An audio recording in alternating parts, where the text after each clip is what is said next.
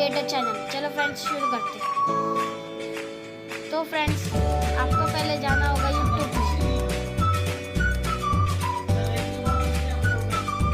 तो फ्रेंड्स आपको पहले यहाँ पे जाना होगा। कुलदीप डेका लिखा है तो भी आप लोग क्लिक नहीं कर रहे हैं। जहाँ पे वो एरो दिख रहा है वहाँ पे आपको क्लिक करना है। क्लिक करने के बाद डायरेक्ट आप अकाउंट्स में जाओ।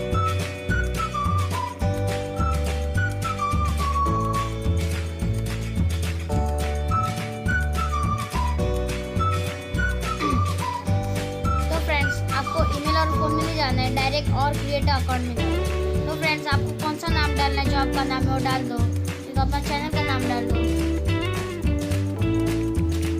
मेरा नाम पुलो बोरा है, इसके लिए मैं पुलो बोरा डालूंगा।